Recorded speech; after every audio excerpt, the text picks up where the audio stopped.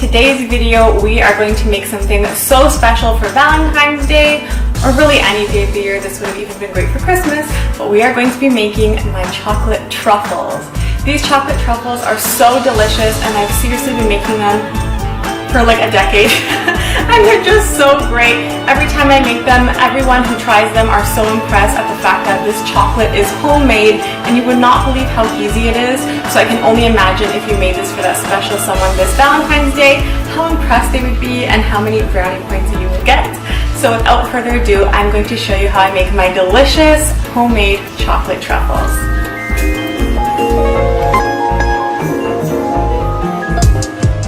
So first things first, what I like to do when I make my chocolate truffles is to be sure that I have some really good chocolate.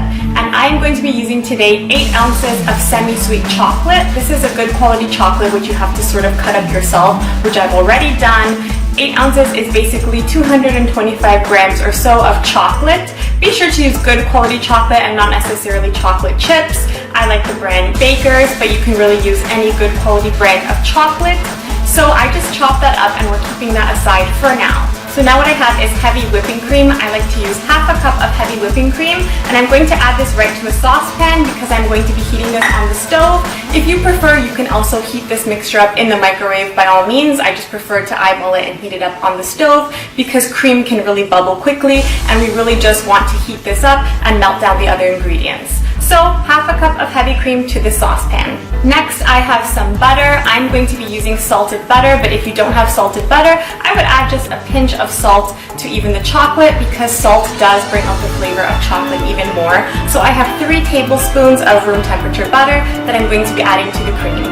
And finally, I have some cream cheese. This is actually my secret ingredient in making these truffles so delicious and addictive. I love the tangy, creamy addition that the cream cheese adds to these truffles. So please just add 2 tablespoons of cream cheese right to the mix and it will make your truffles so delicious.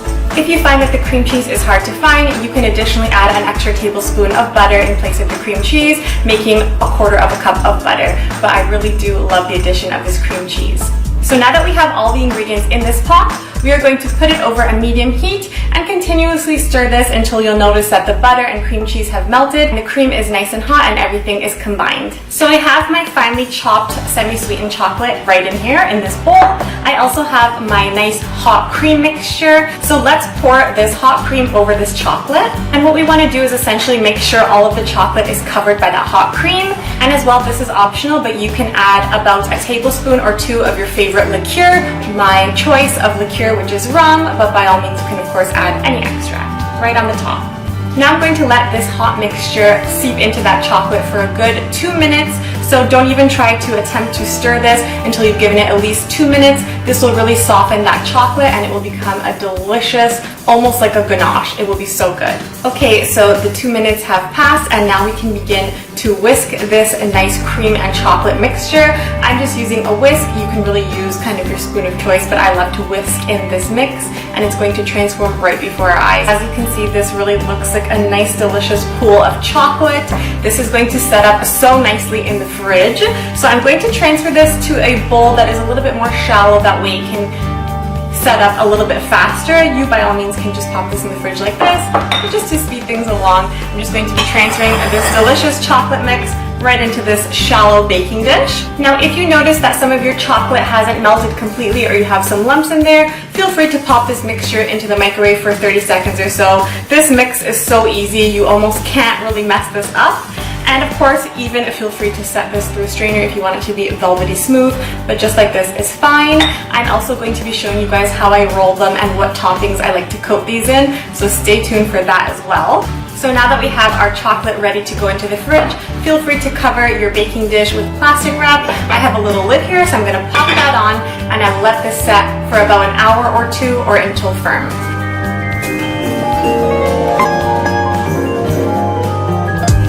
Okay, I am back. It is over an hour later. These can sit in the fridge for an hour or 2 or even overnight until you're ready to scoop them. So now I have the chocolate here and it is quite firm now. You could definitely not do this before. So I'm using this little half a tablespoon scoop. I'm roughly scooping scooping this nice, delicious, firm yet soft chocolate truffle mixture, and I'm taking this with a baby spatula and just placing this onto a parchment paper. For now, I like to preform all of my chocolate first, and then I like to roll it in the toppings. So now that I have my truffles pre-scooped onto this parchment paper, they are essentially ready to be rolled by hand, so they're going to be hand formed and rolled and then dipped into these toppings. I have some chopped almonds. I literally just took slivered almonds and smashed them around a bit in a Ziploc bag so they're a little bit finer. I have some toasted coconut, which I lightly toasted on a pan for a couple of seconds to bring up the flavor. I have some traditional cocoa powder, very simple, and I also have a couple festive red sprinkles since this is a Valentine's Day after all. So of course, with clean hands, guys, you can even use gloves if you prefer, but I don't mind getting my hands dirty, and these are going to my family members. We're going to roll the chocolate by hand, dip them into the ingredients, and then I'm going to be placing them in these little mini cupcake liners. Some of them are heart-shaped, some of them are flower-shaped. They're super cute. So let's start rolling. This is the messy part. Okay, so we are back after all of our rolling and hard work. How stunning do these chocolate truffles look? They're incredible. Using my little half a tablespoon scoop, more or less, ended up making 25 chocolate truffles and one extra one for me to eat. Now after you roll them, because your hands are so hot and it sort of like gets all melty and warm, I always like to keep these in the fridge at least for 1 hour until you're ready to serve them. So basically 20 to 30 minutes before you're ready to eat these truffles, take them out and let them come to a little bit more room temperature. They'll just slightly soften. Either way, this is such a nice, soft, creamy chocolate. I can't wait to eat this. I should technically have let this set in the fridge for at least an hour, so this might be a little bit soft, but oh my gosh, I can't resist and I cannot wait. So let's take my first bite of this delicious chocolate truffle. I'm going for the slivered almond flavor.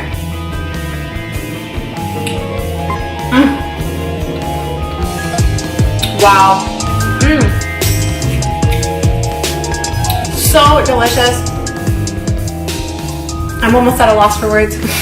They truly taste like expensive gourmet chocolates, and that is what they are. And of course, because you made them, they are a fraction of the price. This was so easy, guys. It honestly didn't take that much time at all. Most of the time is truly in the waiting period. And of course, things get messy as you're rolling out the truffles and they're melting a little bit in your hands, but they are heavenly. Smooth, creamy, they truly taste gourmet. So I hope you guys love this recipe and I hope that you give it a try. I will of course have the blog post for these truffles on ladolcelisa.com, so check that out as well. I'll give you a few extra tips and pictures on there, so be sure to find the link in the description to my blog. So again, thank you guys so much for watching, and I'll see you in my next video. If these are for Valentine's Day, happy Valentine's Day. If not, I hope you enjoy these delicious, easy chocolate truffles. Bye guys!